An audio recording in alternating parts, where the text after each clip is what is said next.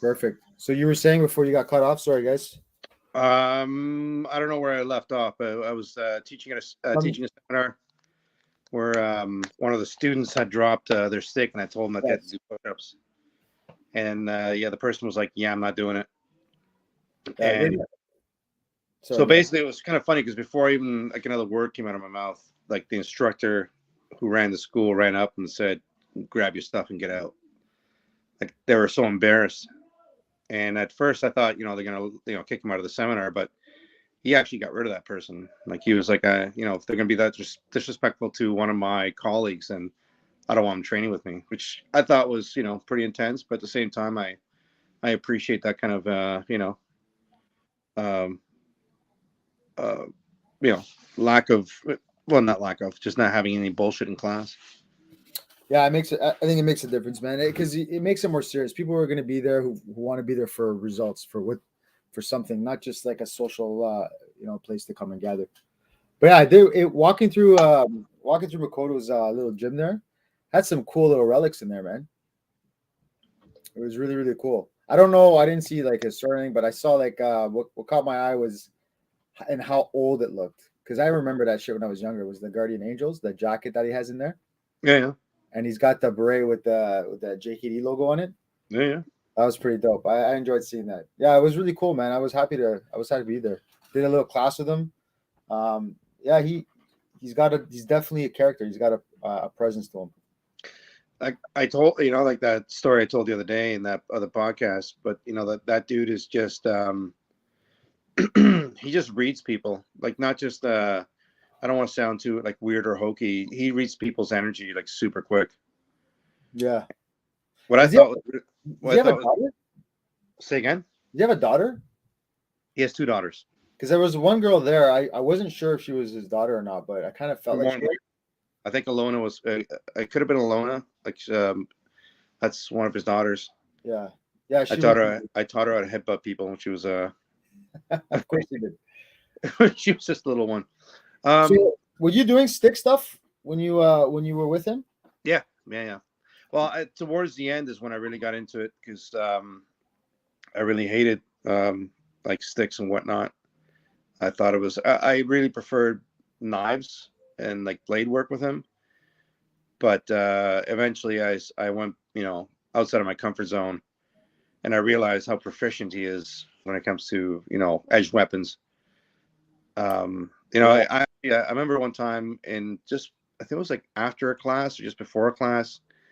This is like in 2000, I think 2006, 2007, and I was getting really heavily into stick fighting, and I actually got to fight him with a shinai, Yeah. and I thought I was doing pretty good, and then he just like did this like crazy overhand crash where my stick hit my face, and then I could feel the shinai bending on my face at the same time, and I was like, "Yeah, this, Some yeah, samurai shit. oh, dude, that guy is. I can't say it's one of those things that you have to experience, right? And like it was especially with him, like he's teaching a lot more of the sword art now, from what I can see. That's what actually when I was there, that's what he taught. I stayed. I went first class. I didn't know what it was. I thought it was going for like JKD or something, right? I had no idea he was just going to be doing the weapons. But you know what? The little bit that I learned in that hour and a half made me like just simple stuff like don't never starting really from the sticks back here, always having the sticks forward towards like out in front made Yeah, more sense. That like speaking about how the blade works. Yeah, I did experience a little bit of that these up and down the class drills with the sword. It was pretty cool, man. He knows his stuff. we used to do cutting classes where we get a pig leg, and you could see like people get all freaked out because like at the time I had one of my students who started carrying a blade on him, and I even asked him like, why are you carrying a blade, this that, and the other, and I asked Makoto if we can do a cutting class, and he would walk up to the pig leg and just like look like he was just kind of like flicking his hand around, and he'd walk away, and it's like 2-3 inch cuts on this pig leg with like zero effort, right?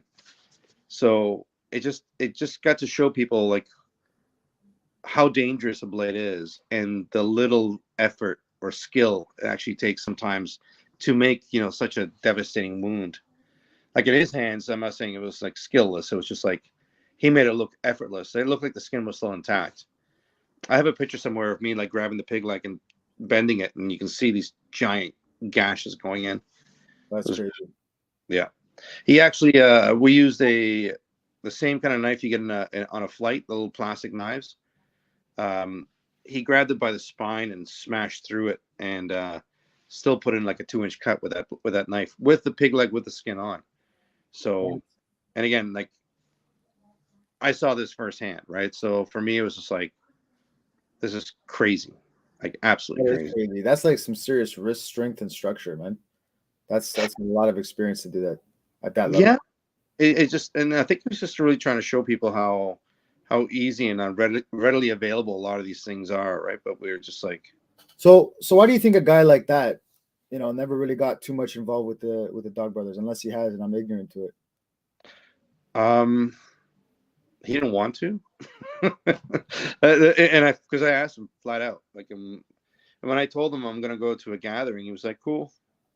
It just wasn't his cup of tea, It was just like he's a very low key guy. Yeah, he is. And I like that about him. I do, as frustrating as it is for me sometimes. He's a very low key guy, just kind of likes doing his own thing, having his little, the little school that people kind of hear whispers about. And from I guess from my perspective, it just wasn't his thing. Like I seen him stick fight, and he came to the first beat the crap out of cancer, and like he beat the tar out of people. But the same token, it's just like afterwards, it was just like, hey, all right, cool, well, I'm out of here. It's just like it wasn't a big deal, right? It's just like I just came here to play, and now I'm gone. That's cool. Another guy that's kind of because it would be cool to see him like see more sparring with like swords like that, like duels. I think that would be pretty cool because there's not many people that have that skill, right? It's kind of rare to see, and because it's authentic, I think that's just be amazing. I think it was actually Eric, like Top Dog, who fought someone with a boken, an oak boken, and he said that was one of the most dangerous weapons he ever fought against. Wow, this generates a lot of force. Absolutely, that thing is, and in the hand of the right person, that thing is like dangerous. Like so who was the first guy, Renee, to kind of like started bringing out different weapons? Breaking, going outside the box, so to speak. How that was it? Thomas? No, I think that there's a lot of people, and there's a lot of people that play with different weapons. I think I'm saying like formally at yeah. So am I. I think there was a lot of different weapons that came out before, but I think it was Thomas that really brought the 3-section staff out. Because I think, if I'm not mistaken, if the story goes that he heard one of the Dog Brothers say that the 3-section staff was not a viable weapon, and he went out and proved people wrong. That's awesome. And he did. I remember I fought him 3-section staff versus single stick, and I wish I would have rethought that. But like 3-section staff in the right hands, like a guy like Thomas, it's pretty crazy. Like, that's the thing. It's one of those things because it's rare, right? Everybody's like, "Oh, that wouldn't work. That wouldn't work. That wouldn't work." Yeah. Well, even like my socks, like I find my socks are a devastating weapon. But when I fought Thomas, my socks versus nunchucks, like he got the better of me. Well, his reach, like they would flex around the shield, the weapon. Like you would hit him, so like they would hit on the my sock part, but then smash me in the face, right? Yeah. And even when I started changing elevations, it was just a very difficult weapon to play with.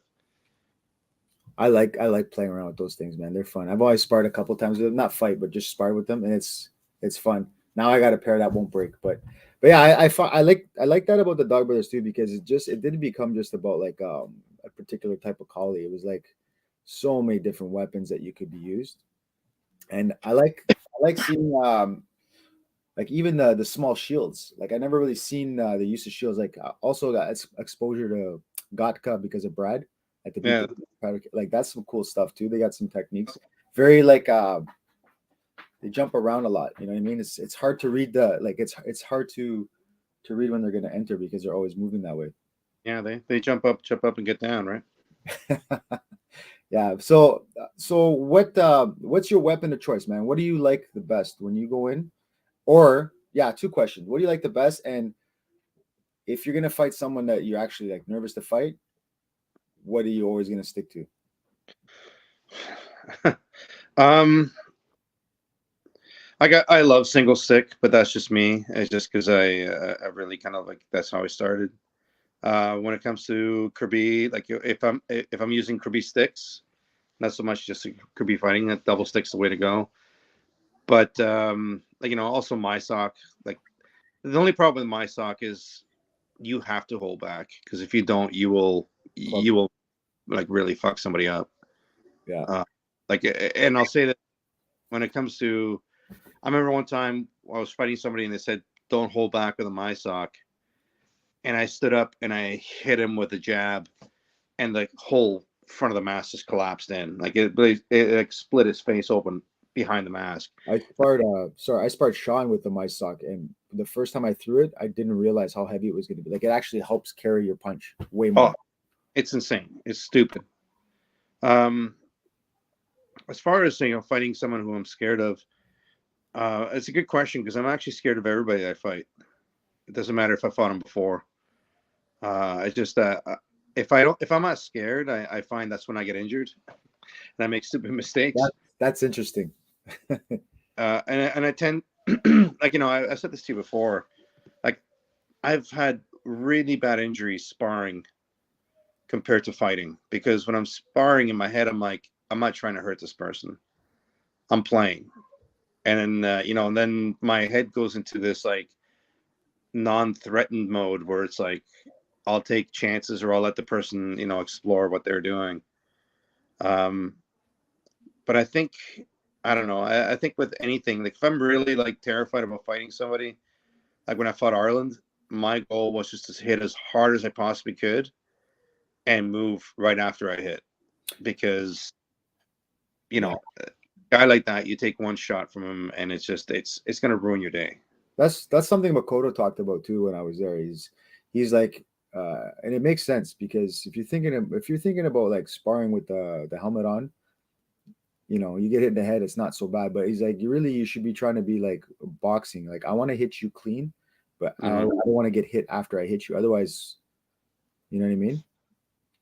Yeah, and that's like we've chatted about this before at nauseum, but I do spar, but I try to not spar that just because I get injured a lot more when I spar, and I find that it's like this weird thing where I've met. I'll say one story in particular where a guy came up to me and he says, I've never done this before. I want to do a little sparring. I just want to go light." So in my head, he painted this picture of he wanted to go light, and then as I put my stick out to tap his stick, he like just as hard as he could smacked me in the side of the head. What an asshole. And I could see him smiling as he did it, like like that, kind of like through the mask. And of course, I went into like, okay, I went into the growling dog kind of mode. And I remember at one point I threw him on the ground, and he put his foot up like he was going to kick me in the face.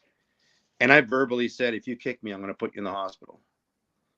And the fight was over, sort of thing. And I was like, "Listen, when you want to say, I want to spar, make sure you stick to that, because most other guys that I know Yeah, will not be as nice."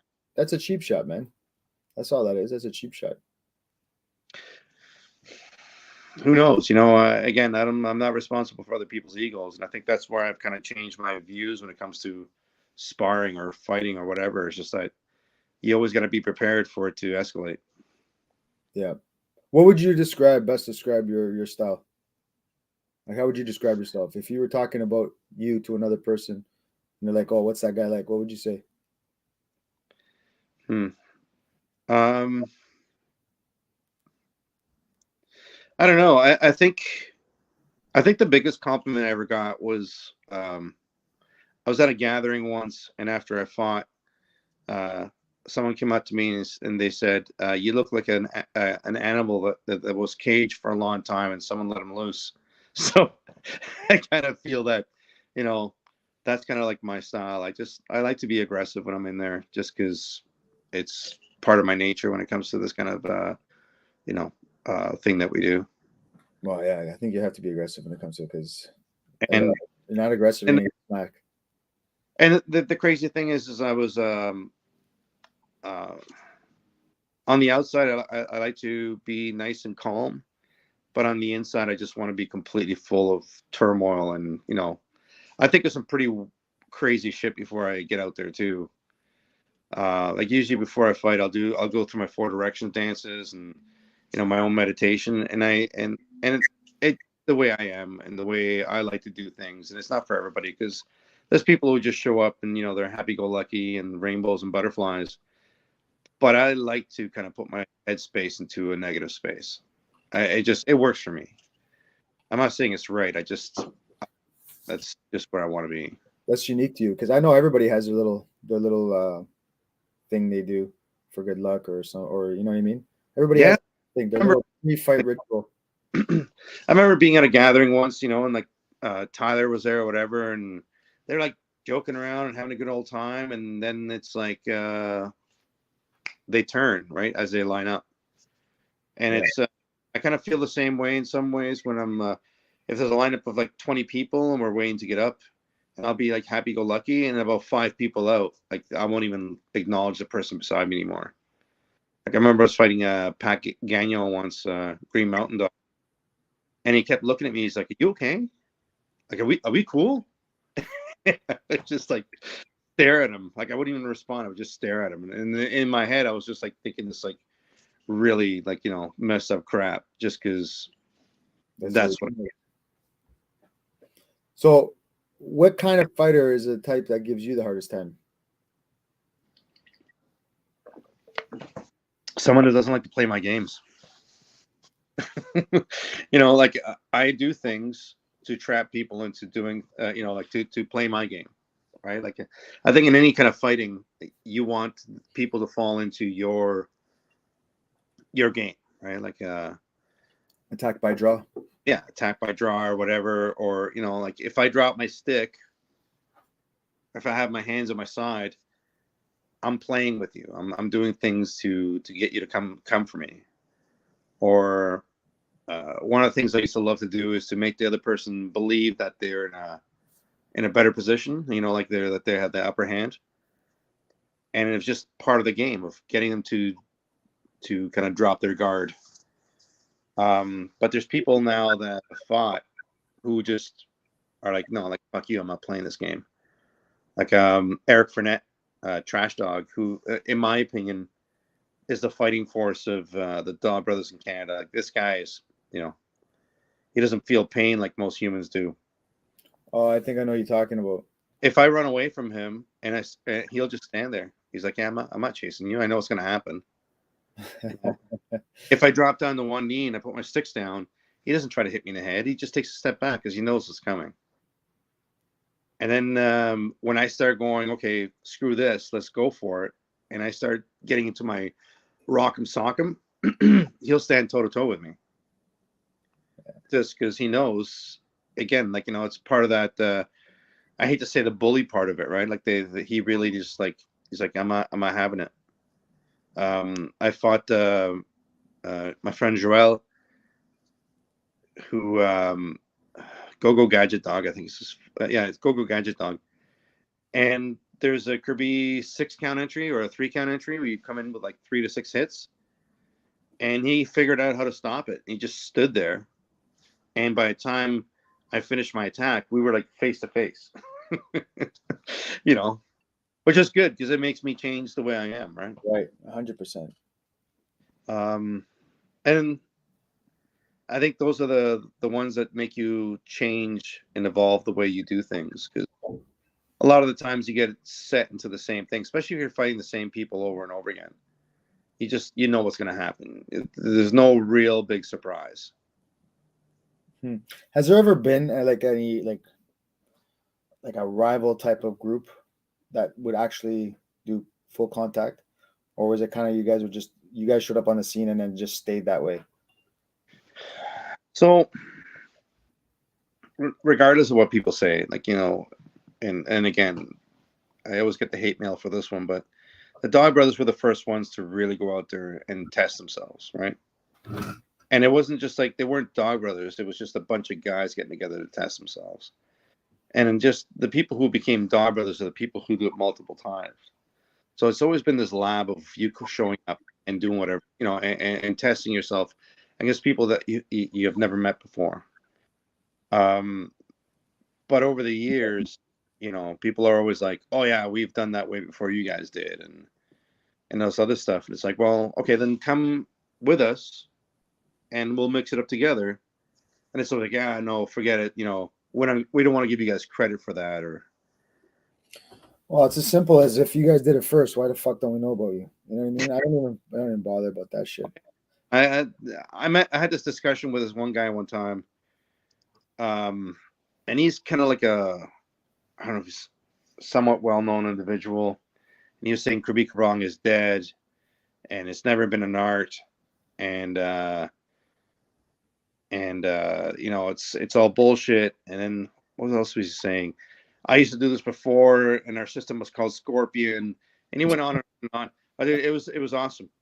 It's called Scorpion. So when I called him out saying, "Hey, listen, if you are that guy and Kirby Kabong is dead, then prove me wrong." And then later on, I found out that he teaches the lost art of the gladiatorial sport and all this other stuff. So just like complete, Yeah. like come on, who's bullshitting who here? But again, he's a YouTuber and he wants to get his likes and Yeah. his people in, right? So That's why my YouTube account is shit. I don't put any. I tried doing the content. It takes too much time. I'm not a media guy. You know what I mean? But these I enjoy doing. But I would like to see one day, and I don't know if you think this is possible. Would you ever think there'll ever be like a Waco or a MTO or some type of league where you can actually have this kind of things done? And there's rules and there's events, and it's done in some type of whether it's like a Sanshao Lei Tai or a cage or a ring, have some kind of formal competitive league for this shit. I think they've tried. They've tried. Like I remember if you look at the Dog Brothers website, um, there was a letter sent to the UFC to do an exhibition fight, and they deemed it to be at that time they deemed it to be too violent. Yeah, but Just times change, man. Do you ever think it could ever peek its head out and happen? well, the stick fighting world people tried as well, but I think the problem there was you had a bunch of guys who never trained, but they saw the potential in this, and then it was like I think when it comes to like the stick fighters, like a lot of the Dog Brothers, because we don't do it for anything, no trophies, no money, no bullshit like that. Um, it'd be a hard sell for some of the people who've been in it for a long time. And again, like how would you judge something like this? Like I don't know. It'd be obviously like you're knocking people out or whatever, but Yeah, I think you could keep like you can kind of use some structure maybe from like kickboxing or MMA, probably MMA if it's going to be more of a dog brother type thing. I think you can keep the structure for that where a takedown is this, and then if you can control them, it's that. If you knock them out, however they count points with punching and kicking, although it's kind of hard because you got the sticks flailing around too. But I think it like can be done. I, I they Shots do, when you hit them and not get hit back. Sorry. they do it for Lacan, like the French stick fighting. Yeah, like I'm saying, I think it can be done because I'm watching stuff like in Russia, like these Russian guys, man, they don't fuck around. Even these like other European countries where these guys are having like fucking like battlefield battles. They're dressed up in like medieval armor and they're smashing each other. Like that is for me, that is fucking wild. Like I love the Dog Brother stuff. I love that. Like that was the first kind of exposure I ever had to that stuff. But when I see like now you can do like battlefield stuff, like that's pretty cool. That's pretty primal. And I think that's a pretty important skill to have, knowing how to fight with your crowd, with a crowd of people. Check out if you ever get a chance to look into like the Mansours. These are fraternities in Europe where these are all like lawyers and doctors and upper echelon type cats that get together in basements and fight with real swords. What do you mean real swords? Like blunted metal? No, like real swords. And they Like armor. no, like they'll have like for example, have like a shield that covers the nose and the eyes, and then they do this repetitive, back and forth with real blades, and then they speed it up until someone gets hurt. What the fuck? That's crazy. Yeah, yeah. So I've known a few people that actually fought in those, and they tell me stories like, oh yeah, that guy had his nose chopped off, and Nah, that's fucking. That's they crazy. bring the nose on a silver platter, and this a doctor will stitch it back together. Yeah, it's. You're telling me shit. No, I'm dead serious, man. Like, there's one guy I know from Germany who did this, and he was telling me these stories of like, this guy had his part of his scalp hit, and it basically took a small piece of his scalp off, and the doctor sewed it back on. But as a joke, they sewed a button onto his head as well, right? It was just like, Okay. oh yeah, it's insane. It's insane. Like some of this like underground stuff does exist. Yeah, that's what I'm thinking about. Like, it's in some fucking underground tunnel with like 12 chairs or a council around watching. That's what it sounds like, man. I'm no joke. Like that's like this is like held in these like crazy, like like these crazy kind of like scenarios that you would dream of or you've seen a movie. Listen, if there's money to be made and people can gamble on it, I believe it. You know what I mean? I believe some shit like that goes on. I know they used to have some of the MMA fights used to watch at the fucking on reserves were crazy. Not just the fights that happen in the ring, but the fights that happen in the parking lot. Yeah. So, you know what I mean? But I think with people like that, like you say, there's people who are lawyers and doctors doing this shit. People of money have it, and there's enough people that like it. I think as long as they can like sanction in such a way where they don't get sued, people don't have fucking liabilities, then they will do it. Because why wouldn't they? If they can profit off it, they just gotta find a way to do it so it's safe, ish. I think I'd watch it just to see what it's like, and then kind of decide whether I want to keep watching it. It's like I don't need. I kind of stopped watching MMA for a while just because it was just like the pre-fight stuff, like it was turning too much of a kind of thing, right? And I was like, it was just turning me off to fighting. Yeah, like, no, I hear that. It kind of reminds you of like fucking WWE sometimes, Yeah. Yeah. No, I don't pay attention. I just if I like that, like I don't watch UFC anymore. I watch fighters. Mm-hmm. Like there's a few fighters that I always like, because I scroll on my phone and I'll see like highlights of people getting knocked out and shit. Or like I'll see highlights of like, people like Price Mitchell like speaking some like actually respectful fucking messages or shit like that, right? Something that is not like a fucking typical asshole.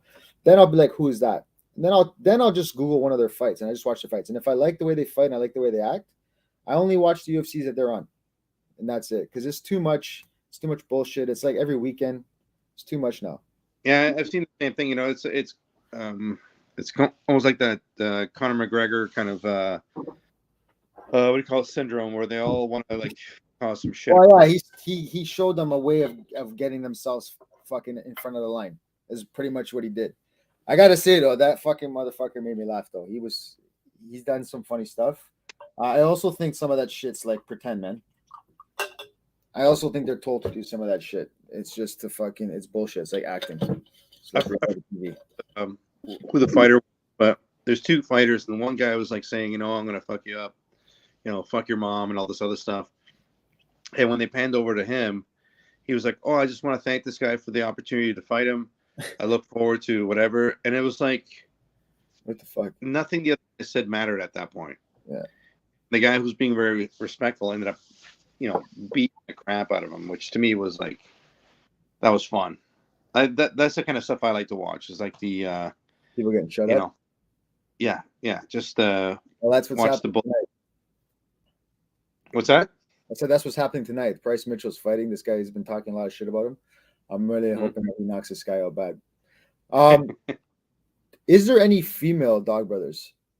Yep. Really? What are their names? Well, I know Linda Mitsumi was the first female Dawn brother. I'm trying to remember what her actual name was. Christine Ritter or Richner. I'm probably butchering that last name. She's a full dog. That's cool. I There's uh, Ariana in Italy. She's also a full dog. I'm just trying to remember all of them because there's not that many, obviously, but there are women who are fighting. Yo, that's really cool. I didn't know that. Yeah, I'd have to look up. Is there like, do they have fights or anything online? Possibly, yeah. All right. Oh, So even yeah, like my wife fought at a gathering, like prior to us having, having yeah, children. Like and like we've spoken about it before. Like she wants to keep going and getting her title. that's cool. And again, like with us, it's like before um, it was like they would get like a bitch title, but now, especially I think in Canada as well, we're not doing that. Like if you can choose whether you want to be called dog or whatever else or cat, whatever the hell it is.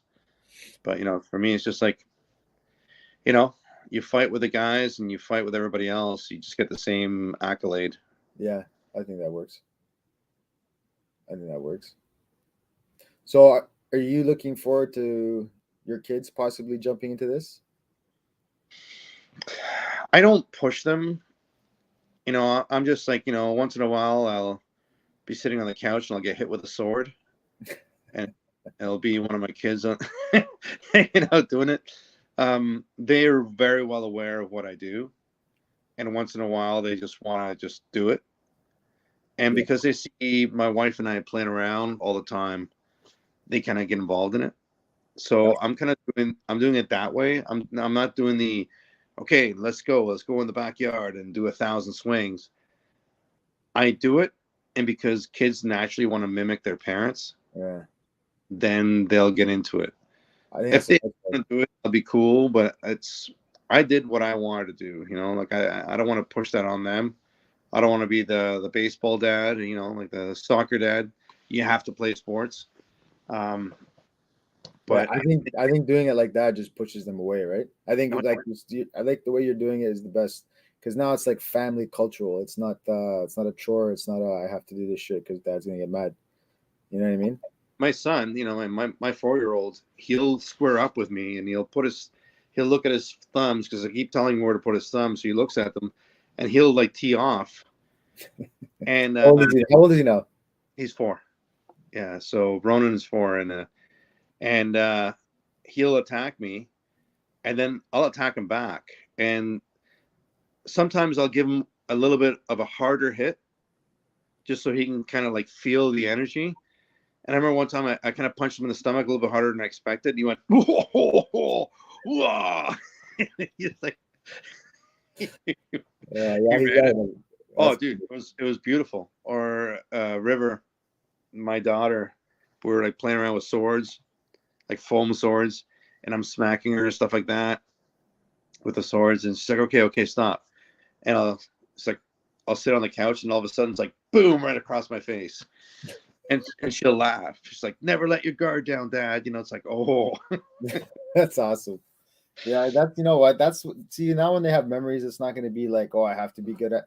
They're just gonna associate. They're gonna associate a good time with it. That's the best way, man. like the big thing for me like, with my daughter, especially, like she'll even tell me like, we have this little mantra that we go through about like who she is, what she's capable of, and everything else. And at the end, she's always says, "You know what, Dad? Actions speak louder than words." And that's the big thing for me is like they need to understand that the way they carry themselves means so much more than what they say about themselves. So Yeah. and yeah, it's awesome, man. It's awesome to watch. Like when when we were in Spain, it was Benjamin's birthday, and so I was FaceTiming my family, and I told them, "Oh, it's my friend's birthday. You guys want to sing Happy Birthday?" And they're singing Happy Birthday, and in the middle of it, they just start fighting with each other. Oh my gosh. So let me So ask you a question, man. When your kids are like 16 or whatever, and they're doing a fight or at a gathering, how do you think you're gonna react? How do you think that's gonna make you feel? Well, What kind of soccer mom are you gonna be? so when they're 16, when my daughter is 16, which will be in 10 years, I'll be 61. So I'll just be happy that they hey, listen, man, if they ever decide to go through this process, I won't stop them 100. Yeah, you can't. It's their and life. teach them whatever little knowledge I got. And if they ever went all the way, then of course I'm gonna be a proud dad. But if they chose that they want to do Zumba, then I'll just be proud of them doing Zumba. You know what I mean? Yeah, that's awesome. Like the That's only thing, it's like I just want to learn things because we live in a crazy world right now, right? yeah. And that's the only thing. And again, because of the way I grew up, that's the scary thing for me. Is like I just want them to know how to defend themselves. I put my daughters in jujitsu, and then I'm gonna have them do that because I think they can wrestle around and feel force without me having to worry about them getting like a concussion or something. Mm-hmm. So I'll let them do that, and then so they're good there. And then when they're a little older, I'll start getting into like box or something. But I feel the same way. Like yeah, with my daughter, when I play around with my daughter, as far as martial arts and stuff, I don't hold back. I tell her like I teach her some really like nasty things because I think you know being my daughter, I want to make sure that she takes care of herself. And I have already had to pay the price of having some uncomfortable conversations with her teachers I can of a only imagine. of a couple of kids that may have gotten laid out. But hey, if you want to bully somebody, make sure that it's not my kid because my kid's not going to put up with that kind of bullshit. So, do you guys ever think? Well, they do have classes for kids, but why do you think there's not as much like Well, maybe there is. I'm not aware of Kali classes for like the youth. Do they have a lot of that? Some teachers do, but I think the liability is really huge too. So they'll teach them a lot of like stick drills and whatnot that are safe to teach kids. But How old like do you think a kid would have to be to actually do like a spar? it depends on how I look at that. Like if I look at my own kids, my kids are already sparring with me. Like I have soft sticks and we'll go. Like I actually I give them a real stick and I have a soft stick, and we play that way. But again, I think for most people out there, for most teachers, like I know when I was teaching at different schools, the youngest I had was God, how old was he? It was Kristen's son. Well, how old was he? Like 12, maybe 13. Yeah, something like that. But he was very mature. But other than him, most kids I wouldn't teach anybody younger than 16 before. I tried teaching young kids once, but that turned into a debacle. It was just like, it was just the responsibility, or trying to be responsible for a 10-year-old that can move around with a stick is pretty crazy. Yeah, there's a I risk. remember I had my old neighbor came to my house one day and he had like a big egg on the side of his head. And I was like, Ray, what happened? He goes, well, my daughter was looking at you guys fighting in the backyard. And when I was working on my garden, she grabbed a tomato stick and she smashed me in the side of the head. No, no words, no nothing, no indication, nothing. Just out of So I the was like, okay, well, maybe that's not a good thing to teach a kid. So he so would ask me like whenever I got my friends over to train, he asked me if I could just, give him a fair warning and he can close the curtains and everything and they can watch Frozen or whatever they do to make sure that no one gets smashed. tell me about your experience in Europe recently for your seminar. What was that like over there? How's it thriving over there? It was pretty crazy, man. It was pretty crazy. It was just like it was a cool experience to teach where I grew up. So, because most of my seminars have been in North America, so to go back out there and train, like teach and train for a week was pretty hardcore. And it also gave me a really good insight on the Euro dogs. Like those guys bring it on a regular basis. Like their sparring is comparable to what people think fighting is. Like I watched two guys spar, and one guy had his finger broken, and it was just like, yeah, we're sparring. It was like, okay, but it was just like it was intense. It was cool, and I've mentioned this to you before. It was kind of cool to have a couple guys come up to me and say, "Man, I heard a lot about you, and I'm glad to see you in person, and I'm glad to hear that some of those things that were said about you aren't true," which I thought was pretty funny as well, right? So, Right. but yeah, it was like a lot of stuff came out of that. It's like we had people from all over the world that came to this camp, and after my classes, they would be like, "That was awesome. You need to come to my school and teach." So, I'm off to Helsinki to teach there for at Crystal's Club. Excuse me, in Finland. So that's a go. I guess someone asked me if I want to go to the UK and train or teach, and I got one person who's asked me to go to Australia. But again, as you know, for me, it's all hearsay until the tickets are booked, sort of thing. Right now, Helsinki, 100% go. That's June 17th, and yeah, it's weird. Like for me now, that's what's given me a lot of motivation to just keep training harder and get back into it. Is that for whatever reason, people kind of like the shit that I'm doing. Yeah, that's what I was going to ask you. Are you now looking at maybe taking on this like seminar type of role, or are you just traveling around trying to spread it more? I'm gonna do this. I'm gonna keep going until I can't go anymore. I'm gonna train and teach as long as people want me to. Oh, sorry, I'm gonna train forever. I'm gonna teach whenever people want something. They want to learn from me. But other than that, I'm just gonna focus on chilling out with my family. you Yeah. know, that's all I really kind of like. That's my joy in life now. Is like, I love to train and I love to train, and I love to fight and spar and all that other stuff. But I'll go for as long as people want me to. It kind of reminds me when I met Arlen, where he was like somewhat retired, and I kept bugging him, and he said, "Okay, fine, come down here and train." And then it kind of like rekindled the whole like, let's go. We're talking about a guy in his 60s who started doing CrossFit again just because he wanted to do this. So I'm kind of in the same boat where as long as people want to train with me and as long as I feel that I'm relevant, I will teach.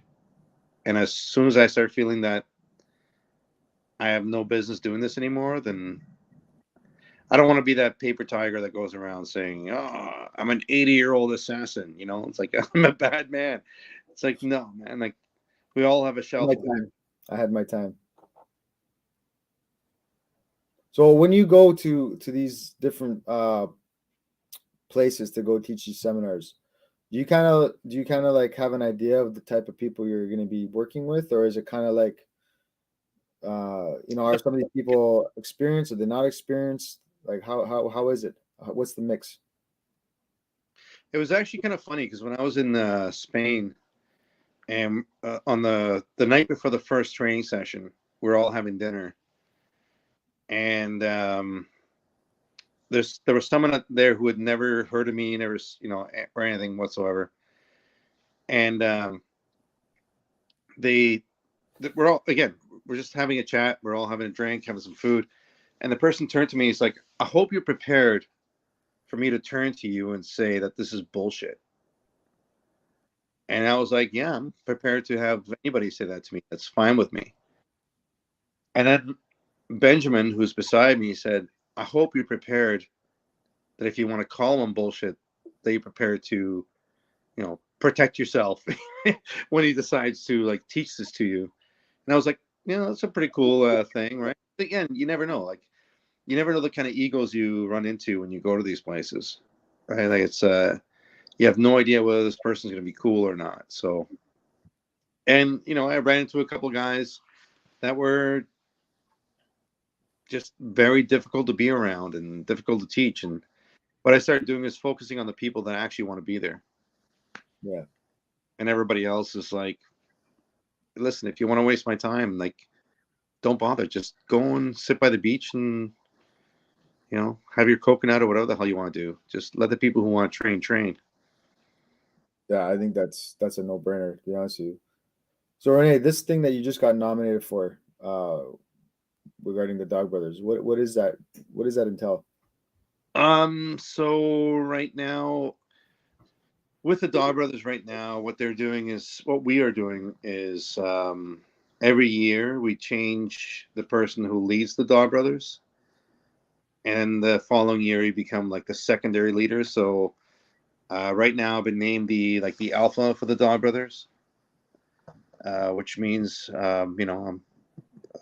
I won't say I'm leading the show, but at the same time, I am, and I'm not. I'm just trying to make some changes and trying to kind of unify the group. With any groups that you belong to, there's always going to be some sort of Fractures. there's going to be some stress, and that's the one thing I learned from Benjamin, like with the Euro Clan.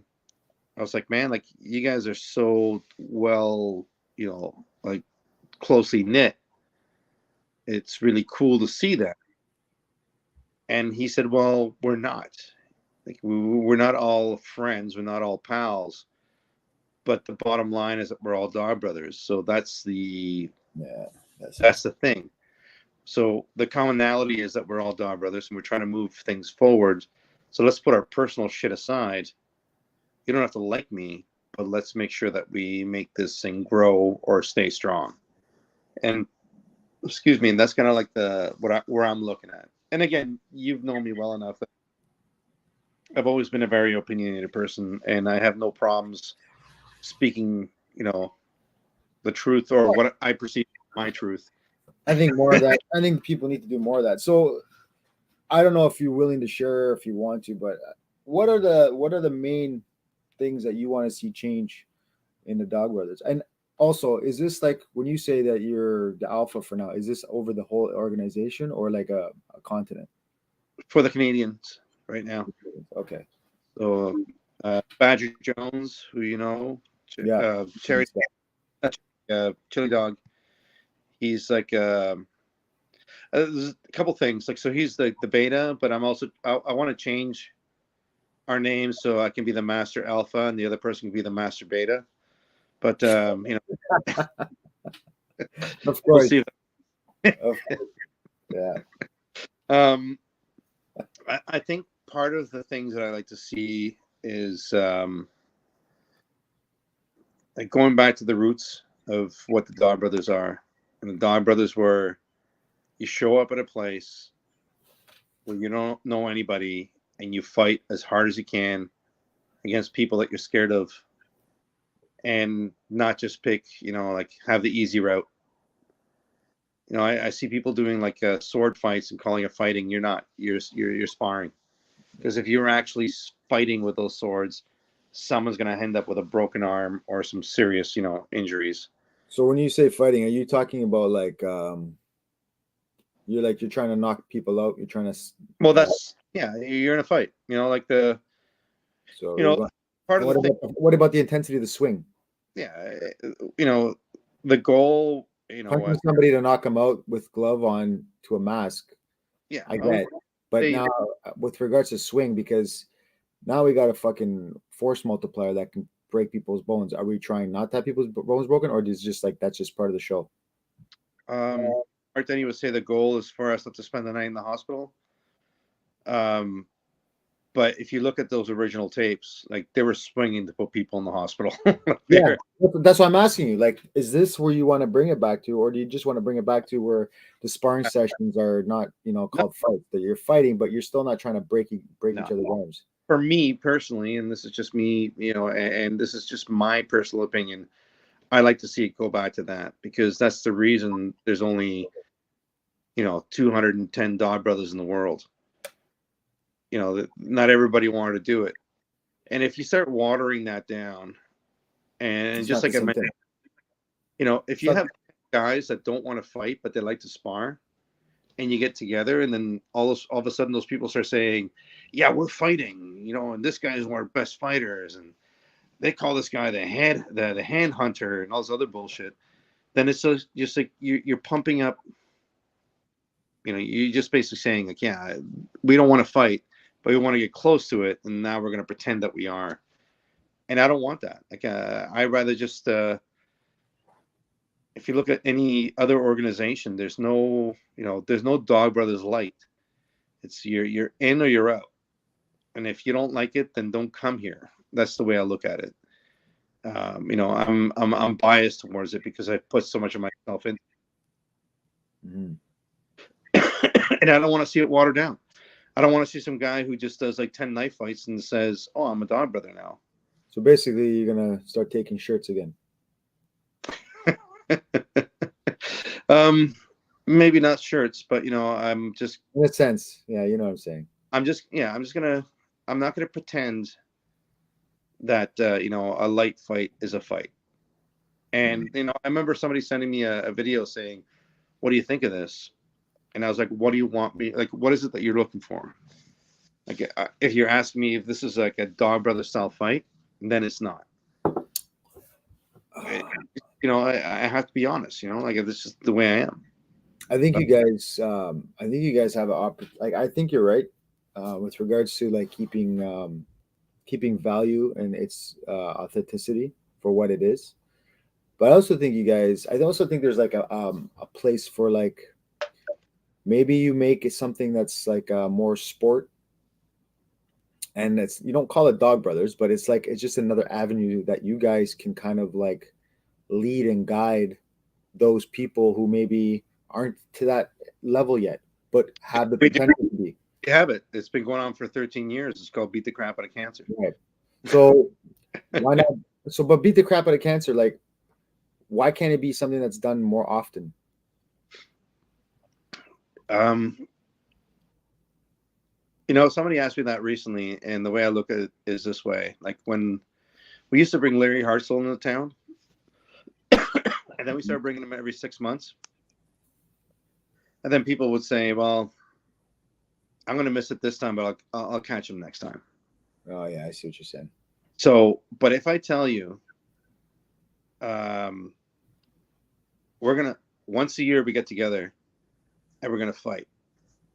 So you hype yourself up, you go to this event, and you get the shit kicked out of you, like in the most embarrassing way possible.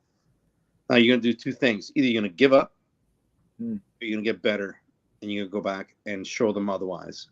And that's the way like my first gathering, I had some good fights, but there's some things that I worked on some things I didn't work on that I was embarrassed about. And for a year, that's all I worked on.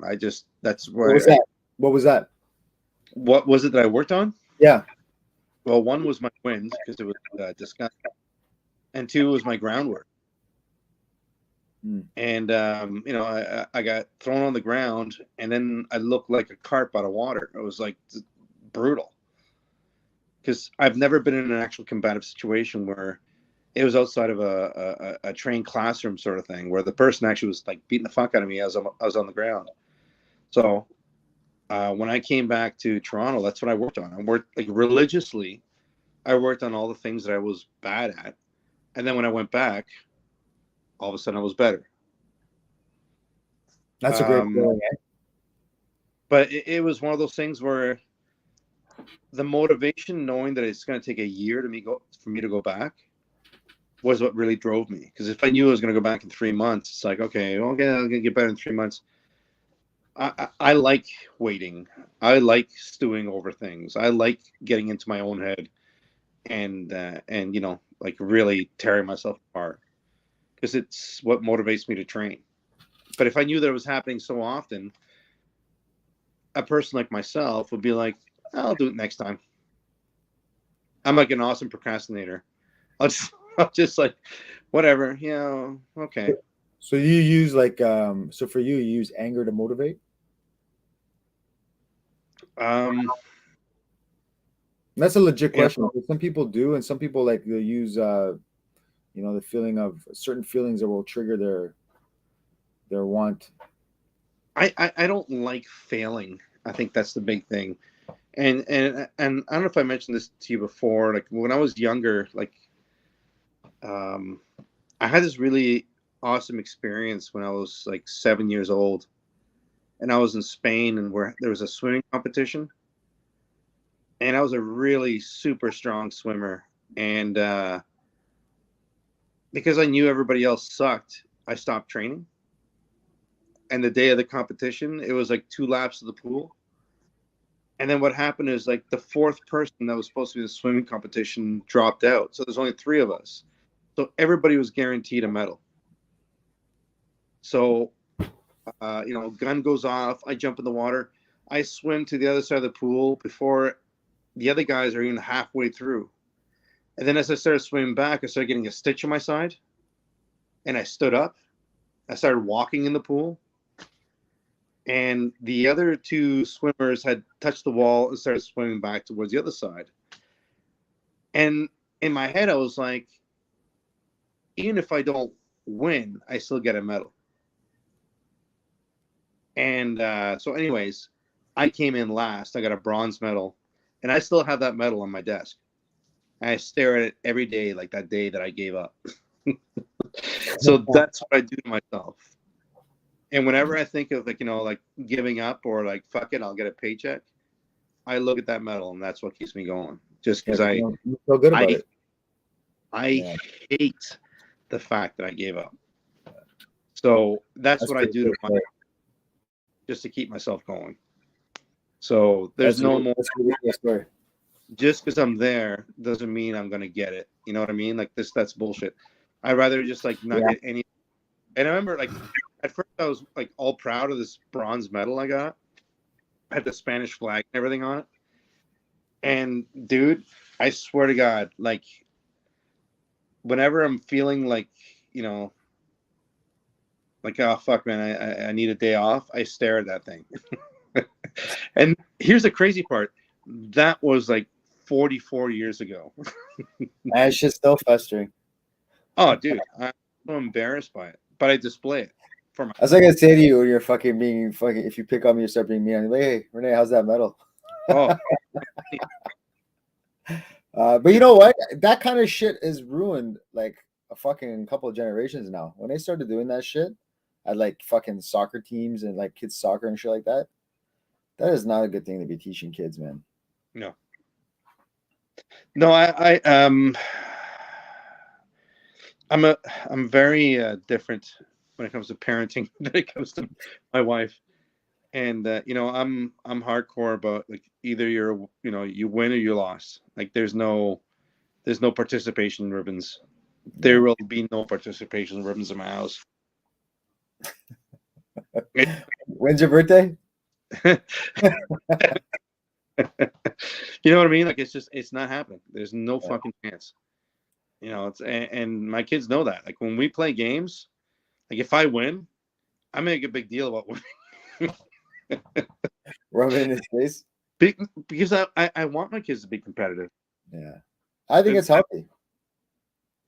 But I sorry, think it's healthy to a certain degree, right? Like it can't be like I don't want my kid to be the type of kid where they're gonna win, they have to win by any means necessary, and then they start like fucking being cheap or like yes, you want to win, you want to work hard to win there, but you have to have be a good loser as well because it's gonna happen a lot of times on the way to winning. You know what I mean?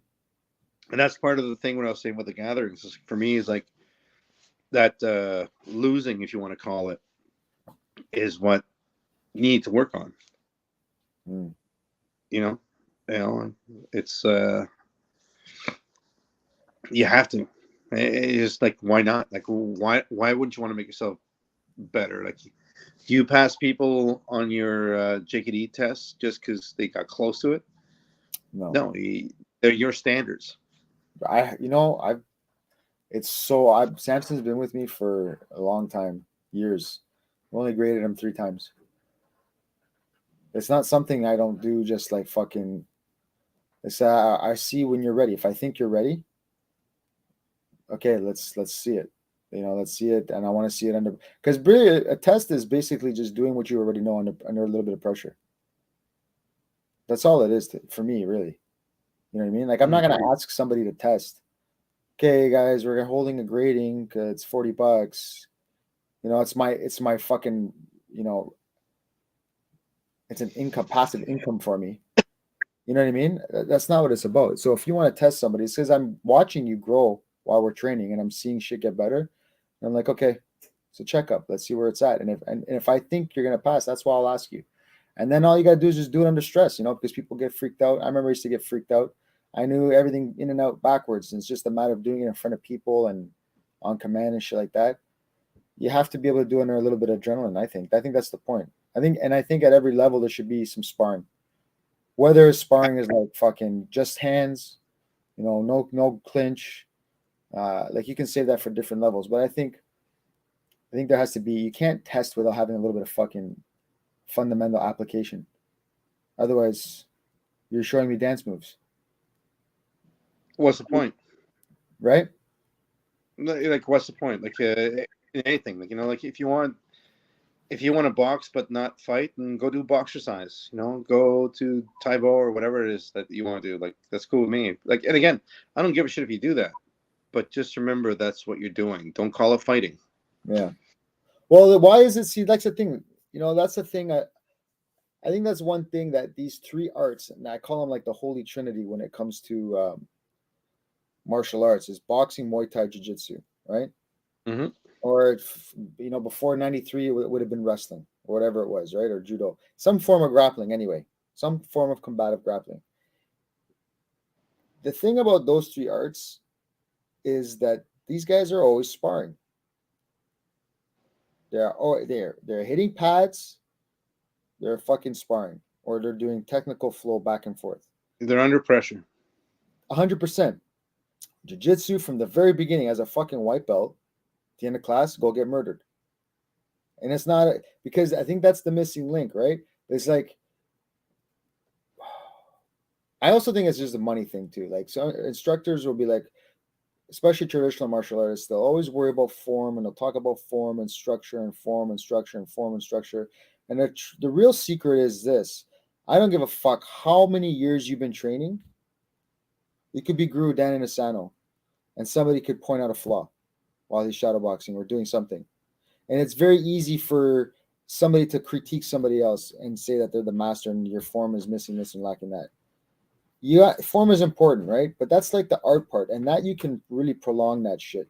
But it's just like if you start sparring right away and it's not somebody just saying your form doesn't look perfect, you're getting punched in the face. Guess what? You're gonna fucking make those corrections a lot faster. And it's not about looking pretty, it's about just what results, right? It's result driven. I remember I heard a story about Inosanto going to a Wing Chun seminar with one of his more rowdier students who's quite well known. But anyway, so like literally the Wing Chun students brought the master out on his shoulders, like one of those like, Are you serious? oh yeah, it was like insane. And so from what I heard, and again, this is hearsay from two different people that were there, but Inasano wanted to learn some Wing Chun from this master, and they were about to roll, do some chi sao, and the guy grabs Inosanto's hand and he goes, "Your finger must be like this, and you're not prepared for me yet. So we'll do it some other time." And then this rowdier student grabs the guy and says like, "Yeah, like this." He says like, rolling with the guy and then straight blasts him across the room and drops him. He goes, "You see what I just did to you? He does that to me." And the guy, in the center, grabbed him, brought him aside. Like, that's not how we learn from masters, right? But it was just like, it was that arrogance of this guy. Yeah, I find that a lot in Wing Chun circles, man. I don't get it, man. I don't get it. Anyway, that's like it's fucking silly. I I've been in a Wing Chun gym. I used to train Wing Chun for like 3.5, almost 4 years. yeah. And I remember like I came in as the JKD guy, so I was a fucking black sheep from the beginning, right? But anyway, it didn't matter. Like, I didn't give a shit. I was there for a specific thing, and I don't really give a fuck because I already know, I know these guys are limited to their education. You know what I mean? They have no answer for a fucking wrestler. They have no answer for. I don't give a shit how good your Wing Chun is. If a fucking wrestler comes and takes you down, you're going down, and you're gonna fucking be under them for a very long time. But I just remember some of these guys that they were just talking, how they were talking about how their art was so superior intellectually and like economically, and a boxer wouldn't have a chance. And I'm like watching this shit like I'm walking into a weird fucking cult. You know what I mean? And I'm just like, are you guys fucking like playing? Are you being facetious? Like, no, no, because this and I'm like, yeah, but have you tried doing what you do to a fucking boxer who has speed and fucking footwork and angles? Like, do you guys have you even? And that's why I think sparring matters, right? Because these guys they do cheese out to each other, and they think they're fucking awesome, but you're doing Chisao with somebody who knows Chisao and who's going to agree to do Chisao with you. You're not talking to a guy who's going to double leg you. You're not talking to a guy who's going to fucking Muay Thai clinch you. You know what I mean? So I think for you to be good at your art, be considered a fighter in your art, you have to test your art against other fighters because you have to adapt to what they're doing.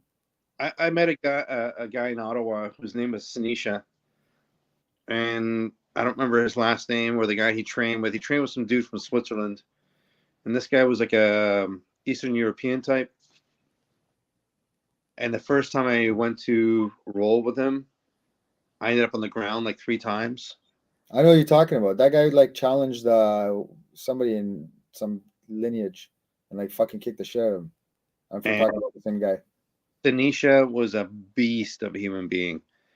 And as soon as you roll with him, he's like, okay, I'm just gonna try to enter. And he was just like, chipped tooth, black eye. Like the guy was a fucking monster. So like he came from a different, you know, world, I think is the Yeah. best way to put it. And unfortunately, I think that's what's happening with like a lot of the FMA people as well. All of a sudden now it's like we're badasses and we do this and we do that. And then, you watch them train or fight and it's all giggles and look, you hit me so bad and everything. It's like there's no fear, right? And then when I see no fear and like, you know, how friendly they are with each other, it kind of turns me off because I know that they just haven't fought the wrong person. They haven't left like, I remember somebody going to a gathering, the first Canadian gathering, where people from all over the world came, and the person chose to fight one of the people who he trains with. And I was like, you got people from all over the world here. Yeah. Well, Fight that guy there. He's never fought before. And it's just like, it is such a wasted opportunity. yeah. Realize how safe some people want to be. I'll be honest with you. Like, I don't see nothing wrong with that if you're just like, it's your warm up fight. Like, let me just fucking wake up a little bit. I'll spar somebody I know who's going to take it to me, but you know what I mean? I want to just wake up a little bit before you go to an unknown.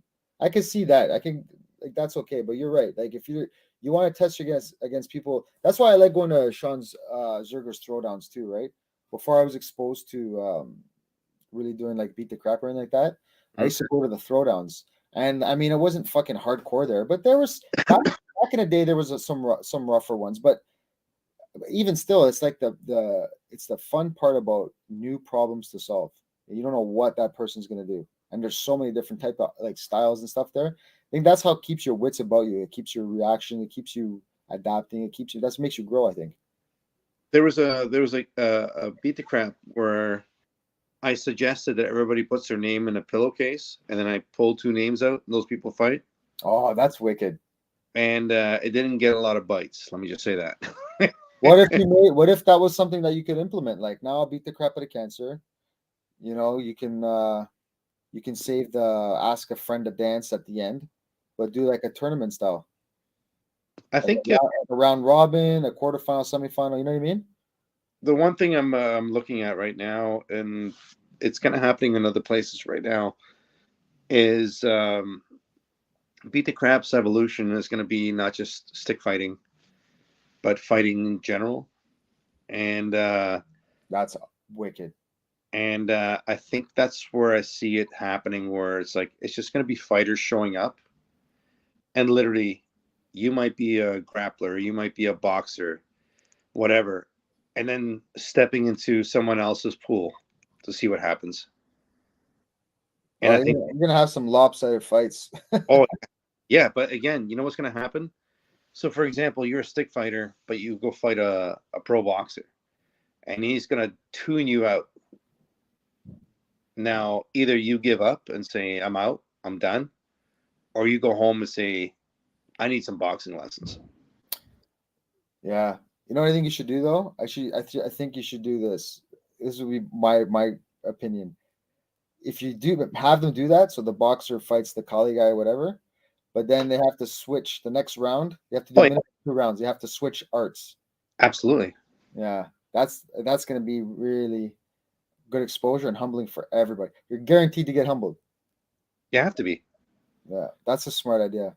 You could also have it where like you have sanctioned bouts, like any boxer, right? From any gym, they come meet and they can box somebody who boxes. Any Muay Thai, so you can keep the arts together too, and then you'll have more competitive shit. You know that I think you're onto something there, and I think it's going to get way more exposure for the Yeah. guy. So,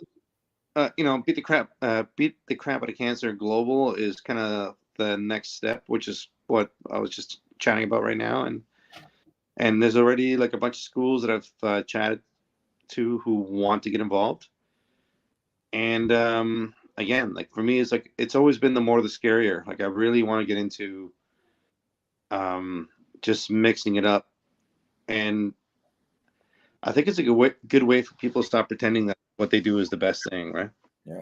So you're saying like just to clear the air, what you're saying is you have no problem with people doing the sparring like that. You're just the problem you have is when you call it the fighting when it's Yeah, well, not. absolutely. Yeah. That's fair. And again, I don't think sparring is wrong. I just think too much sparring is wrong. And then when you, because there's people out there who just don't want to fight. And again, there's nothing wrong if you don't want to fight, but don't pretend that you are and tell me that you are when I know that you're not. And that's my only thing. Yeah, I It agree with just you on that point, but I do think like people who just spar, I don't think that's wrong with that. I don't think there's anything wrong with that either. Some no, people don't want to be a fighter, some people don't want to compete, but still sparring at least keeps them sharp. It keeps them, no. And yeah, that, like you want to spar all you want, but just call it for what it is. yeah. No, and I think that's fair, You man. know, I like It's to just drive. like it's just like somebody sparring and like they get the better of you one day, like you know what I mean? And that doesn't mean they can go around and tell people, oh yeah, I can beat that guy up. What are you Like talking about? First of all, it's not a real fight. Second of all, that's today. Tomorrow is yeah, going to be different. yeah. Like I was just saying, like I like to drive fast, but I'm not a race car driver. You know, it's like I'm just like it. There is a difference. Like there's one sparring. I know, again I know myself, so I will get hurt because I let my guard down way too much. But the chances of serious injury in sparring are less compared to the fact when someone really wants to separate your head from your body. And I think for me, it's a heightened adrenaline. It's like I move different. I can watch videos when I'm sparring and videos when I'm fighting, and I'm a whole different animal. Right? Just it's you know. You know what we got to do, Renee? You got to, like, now that you're better, I think next weekend, if you have availability, or I don't know, we'll see. But I'm going to come down. I'm going to come train with you. But I think you should also come up and come up by my way and come hang out. And we can go by Scott's place and we can get some rolls in and mess around with the stick and roll around with that. Sure, That would be sure. awesome because I know Well, Scott would love to train with you. so much stuff that's infuriating. That Yeah, we'll like bring that up again. nights I haven't slept because of the shit that guy sends me.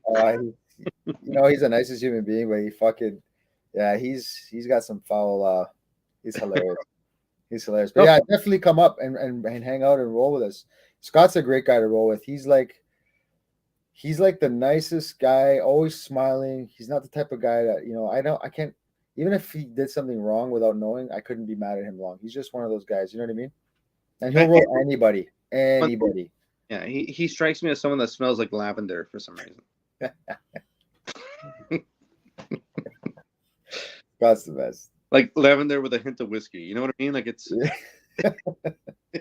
He's so funny. And I remember when I first met that guy, he fucking choked me out with the same thing for 3 months. 3 months. And it would get to the point where I would be driving to class and I was already mad because I knew he was going to fucking do it. But he was such a nice guy and he just, he's always smiling. Yeah, Scott's a really good guy, and he's really good, man. He likes to stick, so it'd be good exchange. And because you're saying that do you still work on your ground, like your grappling with the stick?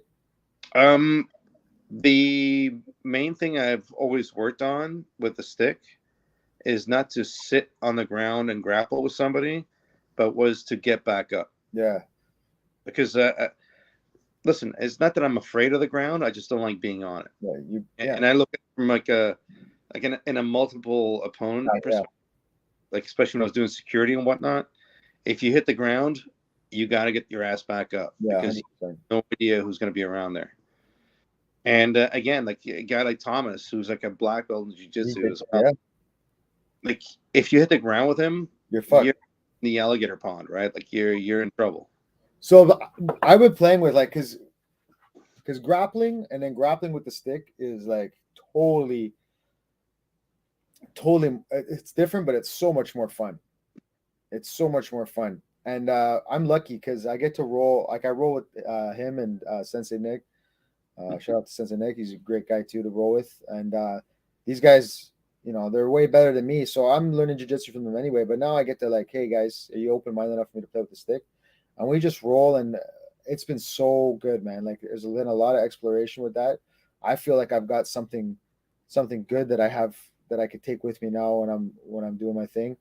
And a lot of it's like just locks and chokes with the weapon. But the thing I focused on most was like, so you know how when you see these guys go to the ground, and I always find this happens, the stick sometimes gets in the way, right?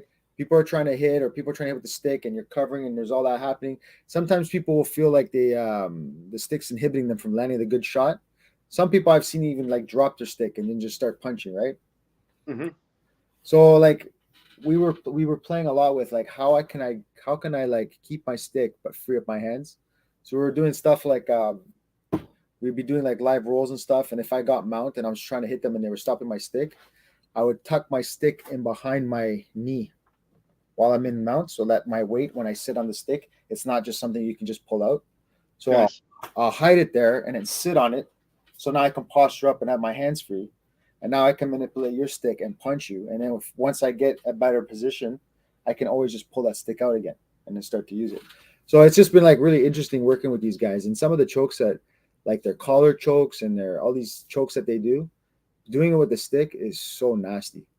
Like it sucks first, but now you get the choke and the pain from the stick. So yeah, I've been practicing that, and hopefully I'll get a chance to like I'll be back at sparring, get a chance to use it more. Or if there's a beat the crap or something coming up, I'd love to. That's what I'm looking for. When next time I Yeah, spar. there's next year.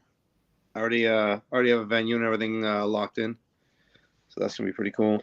Oh, I can't wait for that.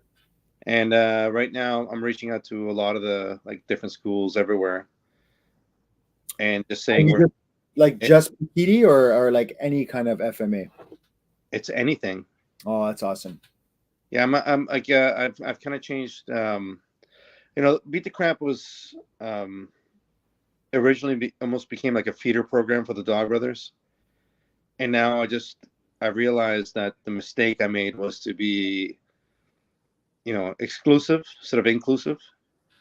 Mm-hmm. So now what I want to do is invite everybody to come in and just fight.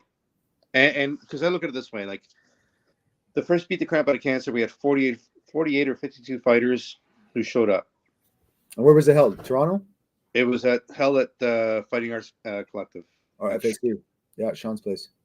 So that was the first one. And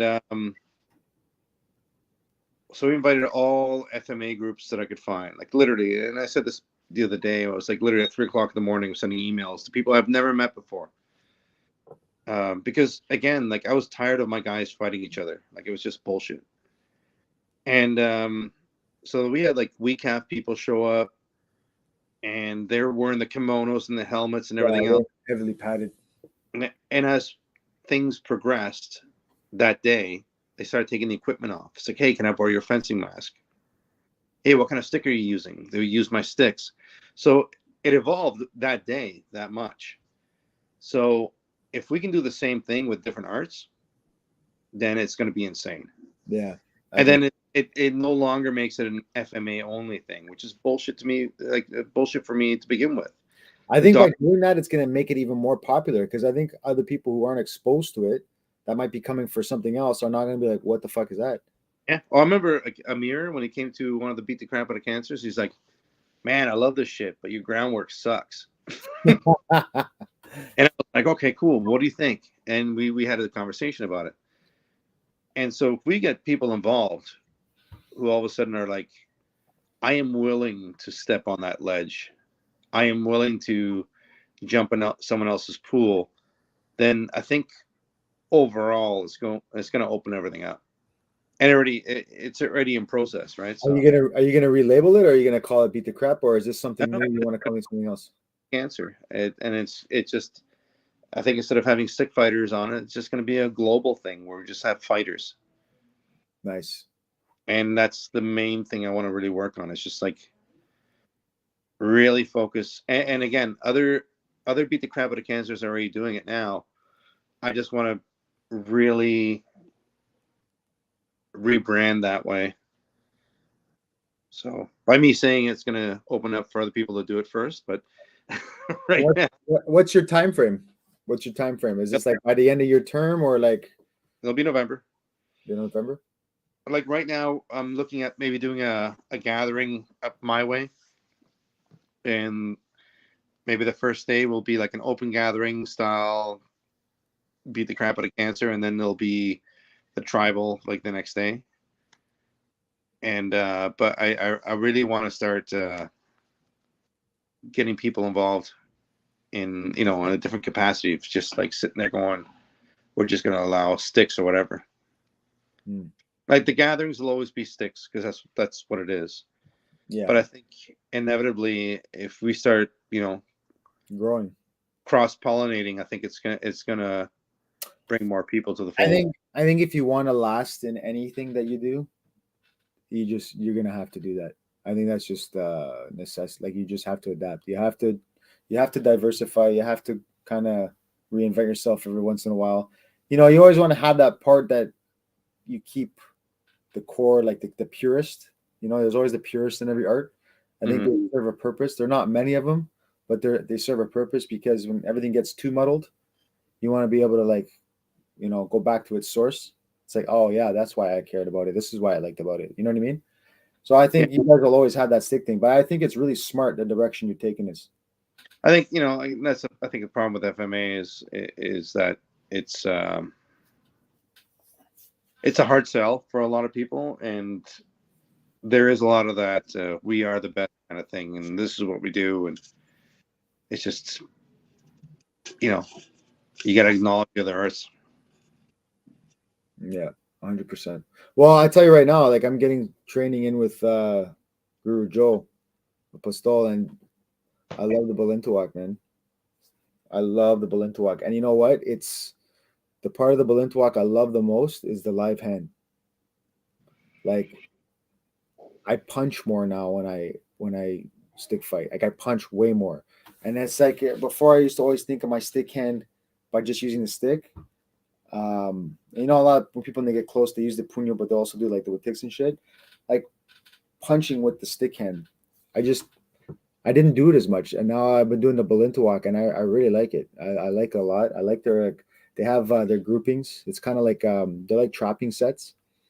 Hmm. Anyway, so like for me now, the way I'm kind of like where I'm at in my own development right now is if I think about when I'm on my long range, I'll do like hand hunt, I'll move around. It'll definitely be like the more the training I got from you guys and Tyler when he was teaching and working with Justin and Davis, more of that Pikiti flavor. But I like to crash. So when I come in now, I used to always just try to like grapple and take down and do ground and pound. But now it's like there's a different element now. Now I feel comfortable like in boxing range with the stick now. Absolutely. So I feel like I'm filling in the holes a little bit. But like I said, I've been injured, so I haven't been really sparring that much at all. But I'll be back because I'm starting to feel better and I'm starting to move around again. But I'm just gonna be, do the old guy thing. I'm gonna wear the elbow, the elbow fucking protection because that's how my arm got fucked up again. I took a shot on my arm and it's just been mangled since. It's like flares up tendonitis. So I'm just gonna be real and say if I want to do this and I want to keep doing it for a little while, I'm gonna have to protect it and wear it. So Yeah. yeah, I can't wait. Plus, you missed like the best. Are you? Is this Belinta walk or Belinta run? Belinto walk. Yeah, I'm telling you, it's not a joke to be played with, man. I like it. Oh It's no! Hey, listen, man. A lot of the guys I know, I train in Belinta walk. You they're know, fast, fast start. they just they put a lot of that stuff in the blender and they put it in their drink and they mix it, right? So Have you ever sparred anybody or fought anybody that did that kind of more Arnis flavor or like yeah, no? yeah. I've done from like tapados to Belinta walk to the Nisano. Like I've pretty much fought. I won't say everybody in different arts, but I've definitely fought a shit ton of people different arts. It's just again, it's the art is part of it. It's the application that really comes down to it, right? It's like Mhm. how well do you know that information that you can translate it to fighting?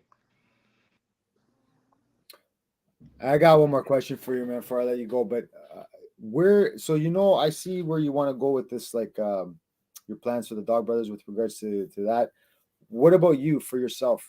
What do you got? Like, what's your goals for yourself as a martial artist in the next 5 to 10 years? What are you looking to work Well, more in? as you know, I just started kind of walking again.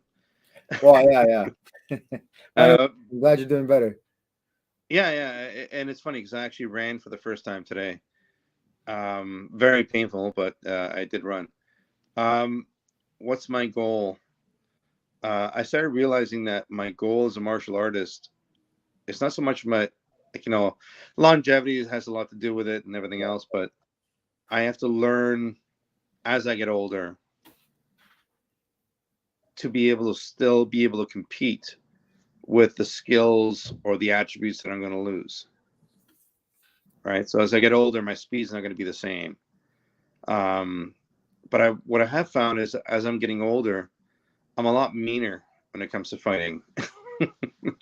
I may not have a lot of the power that I used to have, but I'm a lot meaner when it comes to some of the shots that I take on people. But I just want to do this for as long as I can, and to be as honest as I can as well. So if I feel someone's taking it easy on me, that's the day I stop. I just and learn. I learn as much from the old guys as I do from the new people. 100%. I just I don't know, brother. For me, like just like I've taken a corner.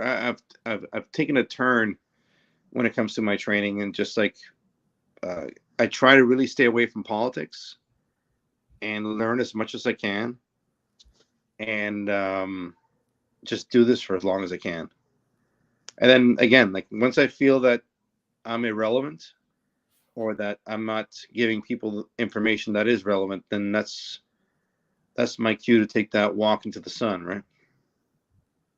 Uh, I think you're gonna be around for much long. I'm glad you're around, man. Like, At least another 2 years, man. no, you're gonna stick around longer than that, man. You're gonna stick around longer than that. You're gonna be teaching at some capacity. You got 2 kids, so you're always no, gonna be teaching. You're always gonna have those few close friends you train with. no, I think I you're still teach. right. I have two groups that I teach privately, and there's a school here in my neck of the woods that's been asking me to go teach there. Oh, really? Yeah, so it's there's like a weird negotiation going on because, like I said, like I'm What are you gonna be teaching? Are you gonna be teaching Krabi or are you gonna be teaching like Kitty or what? Um, I'm just gonna be teaching like stick fighting more than anything else. And again, like I said this before, like I've done a lot of different FMA, and I've done Kirby and everything else.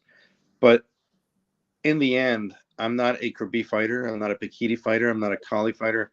I just stick, And I said this to Dean Franco the other day. If I have a chair in my hand, I'm not a chair fighter. If I have a rock in my hand, I'm not a rock fighter. If I have a rooster in my hand, I'm not a. Anyways, so. Write these down before you came away. I'm just I'm gonna do what I feel I can do to help develop people who want to go on this journey. And if and that's really where I'm at. Like I don't care about anything else. I don't care about whose teacher is upset with who. Like I used to get all bullshit, and I got myself into a lot of trouble because of it. And a lot of things that like even Beat the Crap, I actually suffered because I got involved in a lot of political bullshit. And now that I'm where I'm at. And where is that? Where are you at? And I want to train. If people want me to teach them, I'll teach them. But other than that, like I just don't give a fuck about what people want to do. Like I don't care who you're angry with. I don't care if you dislike me. Like all that stuff to me is irrelevant. Like you want to train? I'm easily found. Show up. Don't tell me you're going to show up. Just do it, and then we'll go from there. What days do you hold your sessions, and where? Well, my private lessons with the private groups are private, but again, right now with the school that I'm, we're chatting. It'll probably be on a weekday. Weekend. So you're saying you train a private group, like it consists of like 2-3 people? I have 2 private groups that I teach. And basically they are looking at someone to teach them like weapons and whatnot. So they have their own group. Like it's a bunch of guys that got together and contacted me, and they want to keep it that way. And it's like, cool, like that's what they want. I've, and again, they respect them, they respect me, and I just show up once a week. We beat each other up, and then, I move on. All right, man. Well, listen, thank you for doing this, and we can do this as many times as you want, man. I always have a good time talking to you. But I definitely, no more bullshit. Like, just let me know when's a good day for you so I can come. Preferably for me too. I don't know what your days are like. I'm working like weird shifts right now, but I can come during the day or Saturday after combat is perfect for me. So just let me know, man. Absolutely, man. All right, brother. Listen, like as far as I'm like one of the most open-minded people out there, and I look forward to the day that we can actually get together and do some training. Yeah, man. I mean, like I said, I enjoyed your classes so much. Like, if I put a double sticks in my hand, the only way I'm using it is Kirby. Because I like it. I like the way it works. I like having the long space for the elbow short range. I fumble around when I try to do it the other way. So it makes and I enjoyed your classes. So 100%, I'm down. Yeah, I just want a t-shirt. I'll get you a t-shirt. I was gonna say bronze medal winner. Fuck me, man. I'll get Scott to print one of his text images on her shirt. I'll give you that. You have no idea. I'll show it to you when you come here. Like, like this is how twisted I am. It's in my bathroom. So when I wake up in the morning and I go to my bathroom and I'm like brushing my teeth, I see it. And I put it right in front of me. I put it off to the side so I know it's staring at me. Because your eyes twitching while it's fucking happening. Like I leave in the morning and I'm just like furious at the world because of that thing. That's fucking hilarious. All right, brother. Hey, listen, man. I love you, man. All right, love you. Peace out. Peace.